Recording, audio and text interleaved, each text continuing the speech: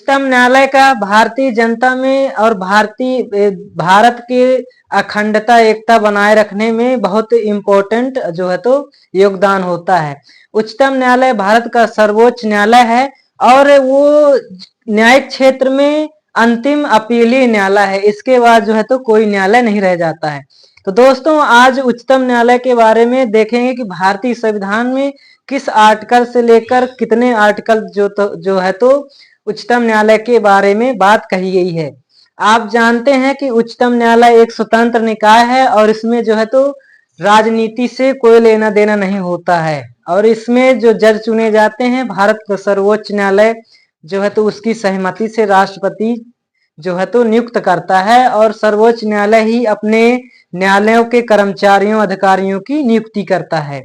दोस्तों हाल ही में आप सुने होंगे, आज ही की घटना है कि अपने मध्य प्रदेश में ही छत्तीसगढ़ की जो सुनीता एक नक्सली लेडी थी जो जिसकी उम्र 19 20 22 साल बताई जा रही है।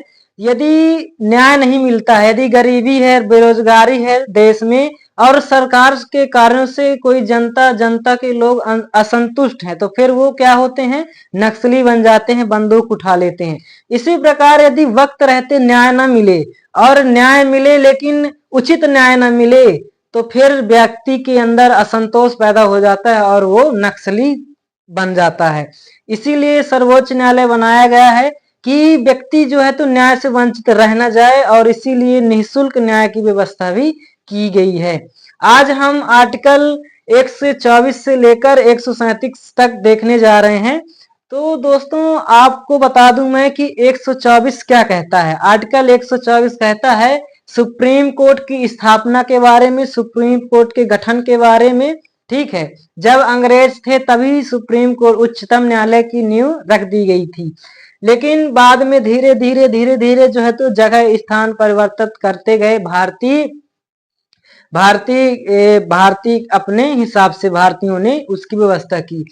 तो 1935 में उच्चतम न्यायालय का पुनर्गठन किया गया था और वर्तमान में पहले कम होते थे लेकिन वर्तमान में 2019 के संशोधन में 33+1 मीन्स की 33 सदस्य होंगे और सर्वोच्च न्यायालय का एक मुख्य न्यायाधीश होगा। जैसे कि हाल ही में मुख्य न्यायाधीश BR गंगवई थे, ठीक है, रामभूषण गंगवई, जिनके ऊपर एक जो है तो अभद्रतापूर्ण दुर्व्यवहार किया गया, जो कि दुर्व्यवहार करने वाला वे एक वकील था और वकील जो है तो विद्वान माने जाते हैं और विद्वान होते हुए ऐसी नीच हरकत करना ये विद्वता की तौहीन करता है। तो ऐसे कार्य अपन को नहीं करना चाहिए।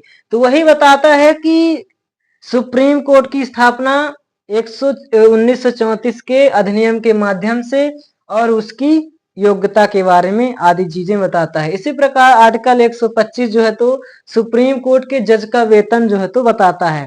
सुप्रीम कोर्ट के जजों का जो वेतन होता है वो भारत की संचित निधि से मिलता है और यदि मुख्य न्यायाधीश के वेतन की बात की जाए तो 2,80,000 और जो उनके सदस्य होते हैं 2,50,000 और इनके वेतनों को केवल आपातकाल में ही काटा जा सकता है, बाकी किसी प्रकार से भी इनके सुख सुविधाओं जो भी इनको सेवाएं मिलती हैं, वेतन मिलता है, इनके वेतनों में कटौती नहीं की जा सकती है। ठीक, इसी प्रकार आर्टिकल 126 कहता है कार्यकारी न्यायाधीश।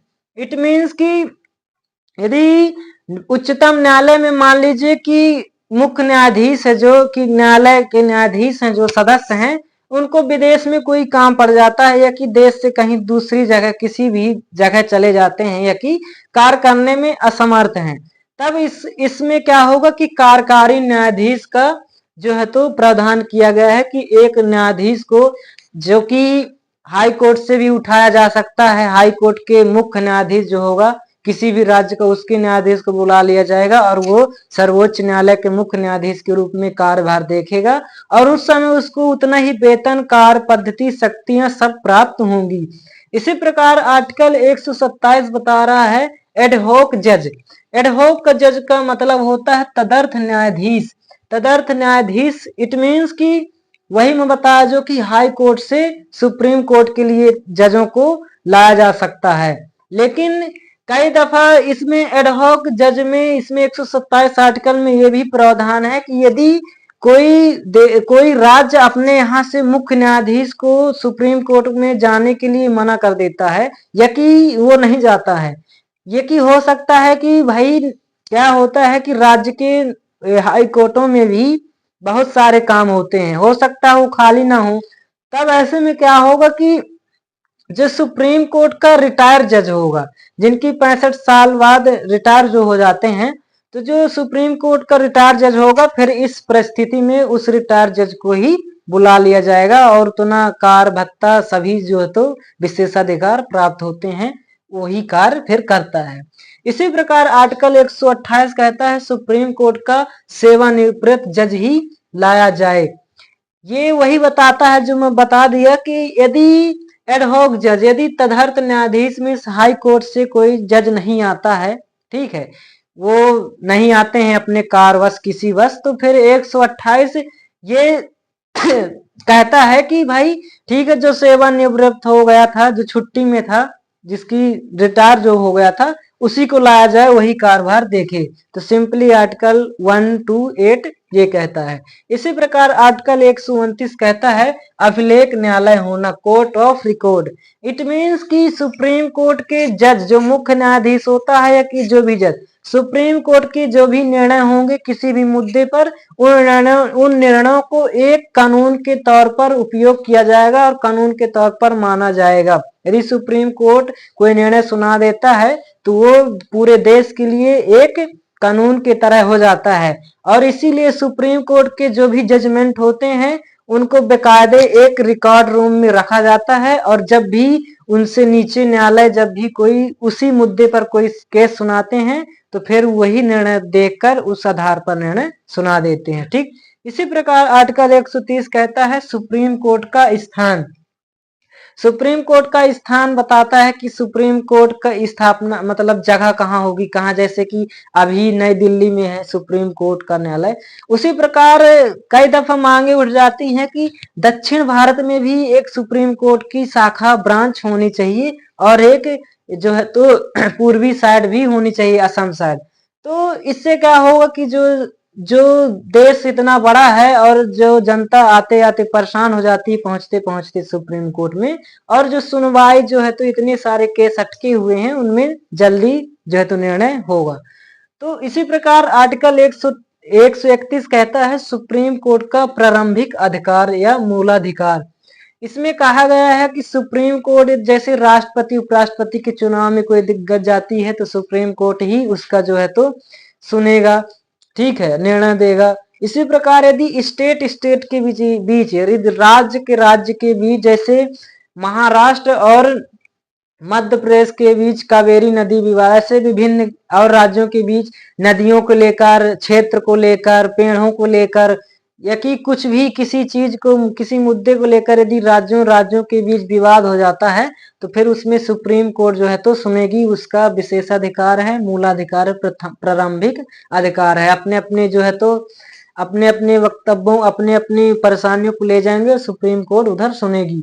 इसी प्रकार यदि सेंट्रल और स्टेट के बीच में कोई विवाद उत्पन्न हो जाता है, कई दफा सेंट्रल कोई यदि कानून पारित करता है जो कि राज्यों के लिए अहितकर है तो फिर वो राज्य जो है तो सुप्रीम कोर्ट के पास उस निर्णय को ले जाते हैं, फिर सुप्रीम कोर्ट उस निर्णय को सुनती है और अपना जजमेंट देती है।